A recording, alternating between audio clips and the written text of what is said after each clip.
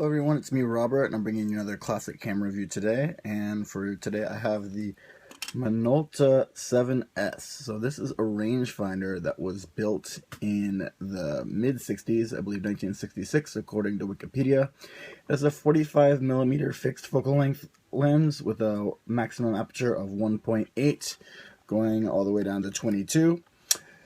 And it's a well-built camera. It's pretty heavy. It's a little heavier than some of the other rangefinders of that era, for example, like Olympus and Canon at that era. It's a little larger.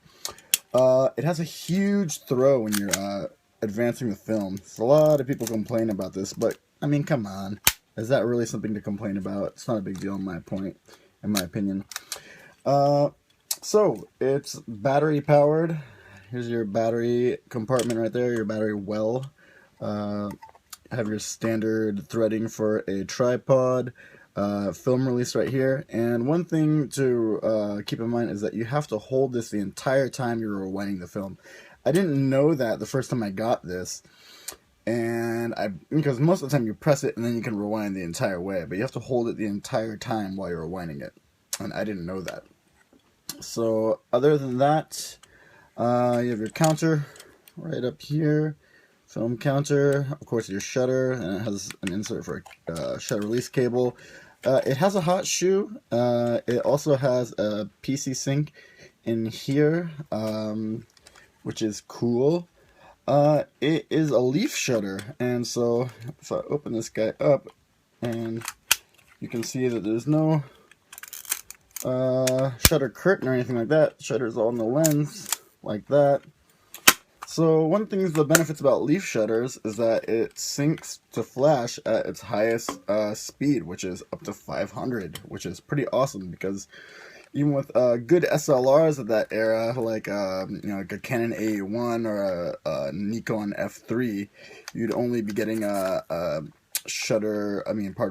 flash sync rate of about 1/60th of a second. So that's definitely a benefit to this camera. It's a rangefinder. The finder is kind of bluish and very similar to like a Leica M3 in the color fade to it. One of the things that I really like about this camera is the light meter works really well. A lot of the older rangefinders that you get, the light meter is a little hit or miss, especially with the age, but this one worked totally fine.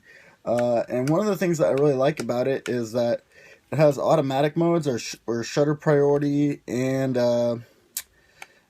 aperture priority, or you can just set it to all the way automatic, which I usually never do, but you can do that.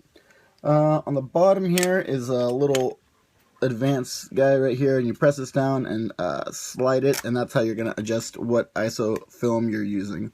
It's a little clunky in that regard, but it still works really well. One of the things, I don't know if this camera was like this when it came out, but the lens doesn't seem super secure on here. If I go like this, it kind of shakes a little bit, and I don't know if like some screws in the inside have come loose after 50 so years of being used or anything like that, but it still works, so there's nothing really huge to complain about in that regard.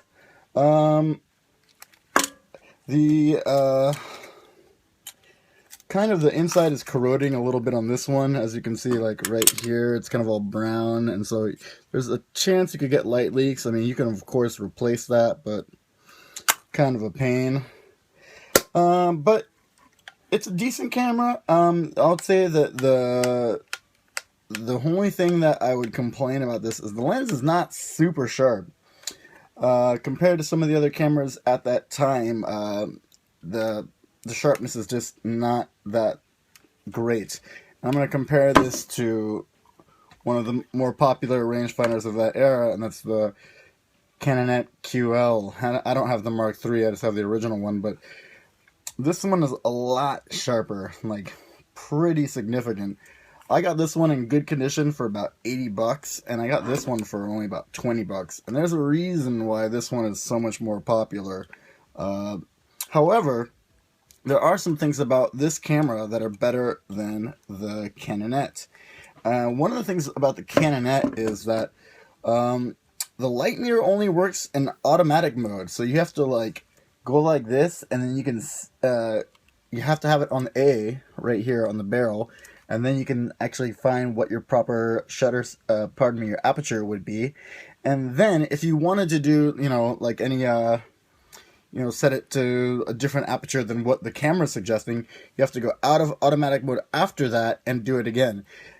And the thing with the Minolta is that the light meter is working whenever the lens cap is off, so that's pretty awesome. And so basically I can just set it to whatever shutter speed I want and look inside of here, and it's always moving whenever I go anywhere, even when I'm not in any sort of automatic mode. So in manual mode, the light meter works perfectly.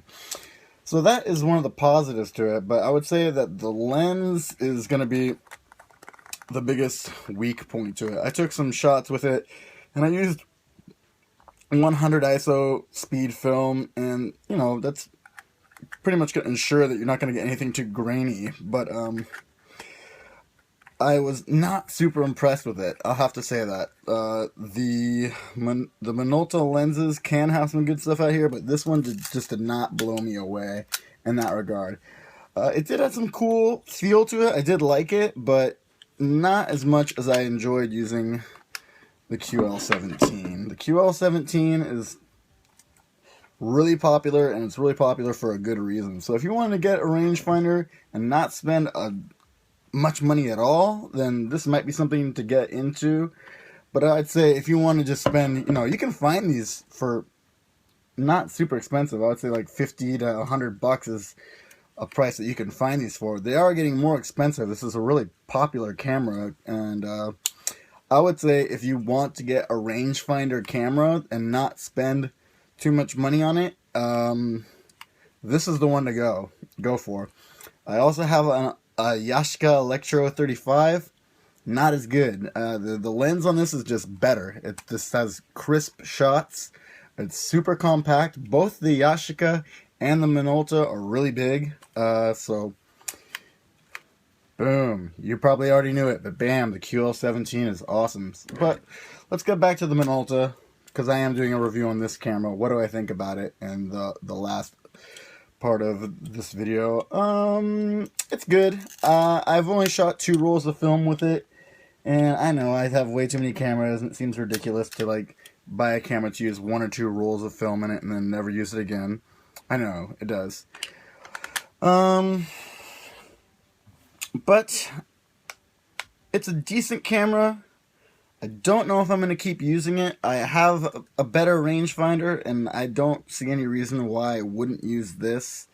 So I'll give it probably about a 6.5. I might even say a 6. It's just not that amazing of a lens. It's kind of bulky, but it's really cheap. I mean, I got this thing with like no scratches, no dents, everything working for 20 bucks. And I think that's probably pretty easy price to find these things at. So that's it for this review. I'm going to leave with some photos at the end of this like I usually do. And thanks for watching. Have a nice day.